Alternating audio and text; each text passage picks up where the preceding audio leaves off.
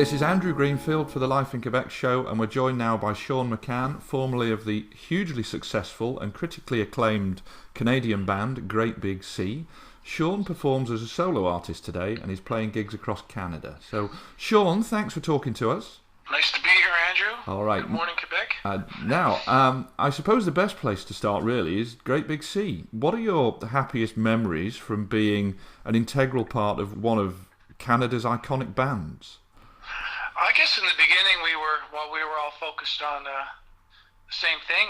There were good times, and I remember a time when we had nothing, and but each other type thing. And I remember the camaraderie at the very beginning. Small venues, which I still love and have gone back to, were powerful. There was power in the band then, but I believe that as it expanded, it just expanded.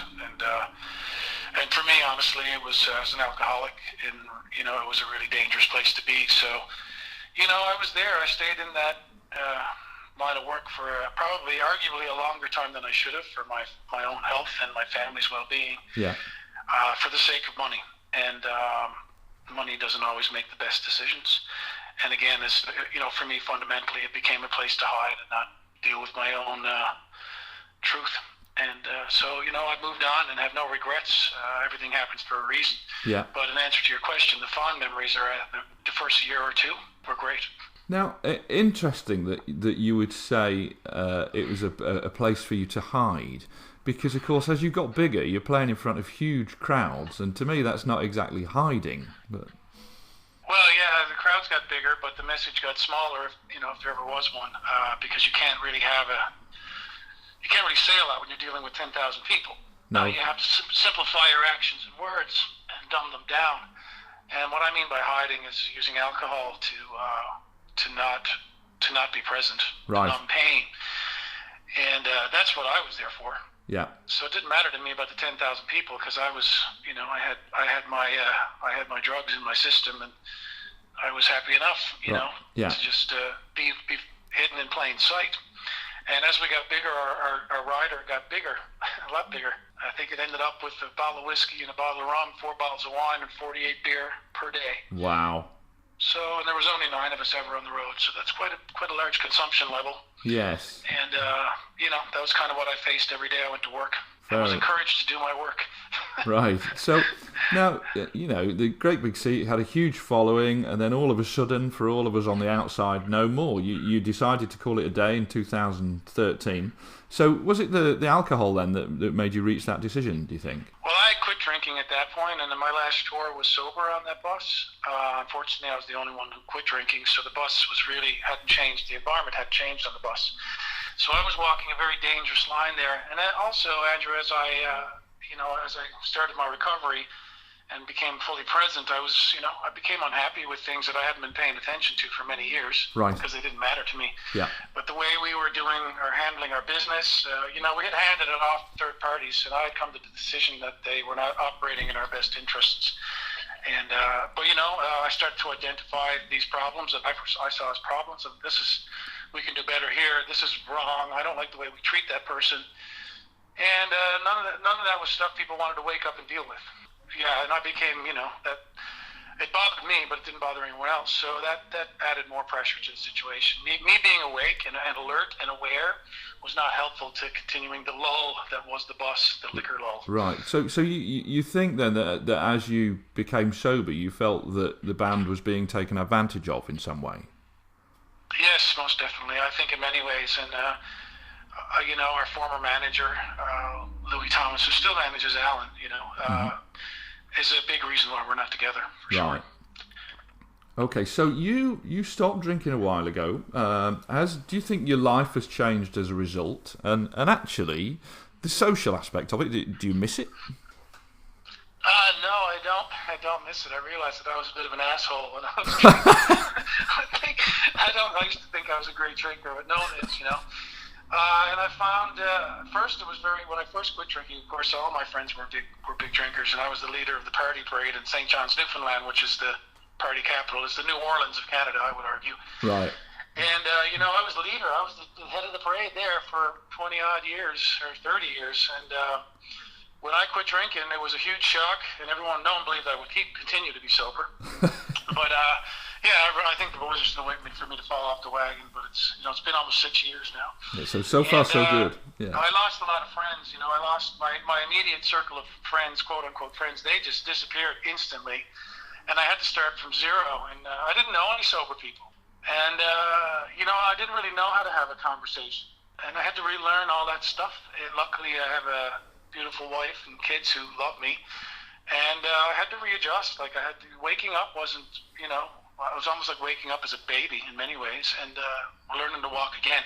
But I mean, if anyone's out there listening, I would say that that's the work I took on for a couple of years, and after about a year and a half, I was okay. I was happy to be social again, and that's when I started to play again. I missed being on stages. I missed being in small rooms, like the town hall in Valcartier. We're going to go on November 12th. Yeah. It's just that those intimate interactions when 200 people get into a room, and you can hear everything everyone says. And people can see each other, and you're not part of a huge mob. Yeah. You can do a lot. You can do a lot of damage in a room like that. I can really get somewhere. I feel like, and say some stuff that means something. Yeah. And sing songs that people hear the words. And that's the new buzz for me. And it was worth the work. It was definitely worth that work. And just being on the other side now, it's like I can't believe I didn't do it earlier, but I didn't think I could, I guess. Right. And, I know I can. So obviously, as you're describing there, you now perform as a solo artist. And do you think you're happier now doing that than before? Oh my goodness, yes. Yeah, yes. Yeah, I'm free to make my own mistakes.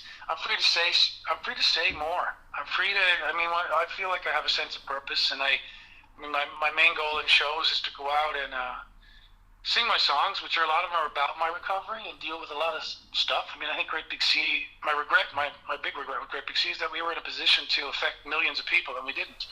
Right. We didn't say anything. The only thing we said was, you're okay, I'm okay, let's just have a pint. But there's a lot more to the world. And this world we live in today is a challenging world.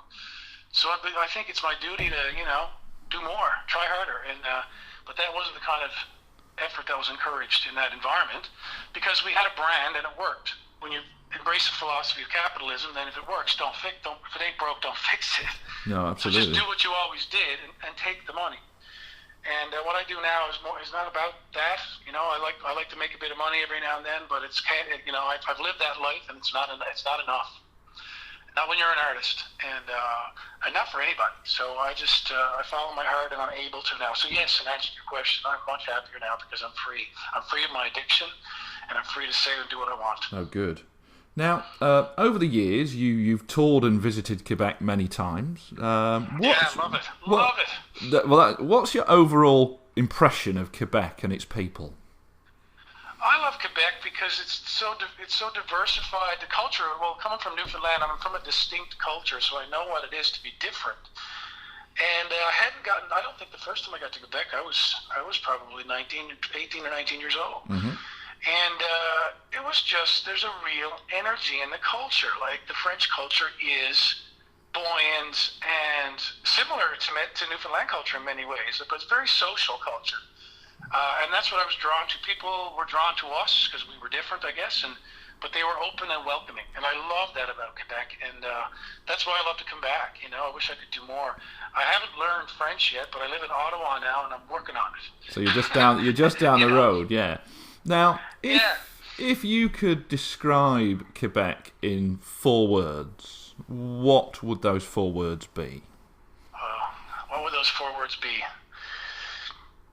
Quebec is beautiful. Quebec is beautiful. And driving through Quebec, it's so abundant and it's just gorgeous. And maybe, I don't know. Quebec is like, for me, I see it as a romantic place. I think Quebec is made for lovers. I really do. And I'm not trying to be cheesy. I just, Quebec is an attractive province. Yeah. In every way. Preconceived set list, I like to see the people as they come in and identify who we are and say hello. And I'm going to sing my heart out. And I'm going to get people, no one is going to get out of that room without singing their hearts out. And I mean singing. And that's what, because I believe that music is strong medicine, and music is what saved me ultimately. I used to think music was what led me astray, but it wasn't that. It was my inability to face my past that was that led me astray, and liquor led me astray. But the music was there, and it's been my constant. And for a while, I thought I wouldn't play. You know, it took a year, and I needed music. And and that's what I talk about now, and I show people. I don't just say music is medicine. I show them how to use it.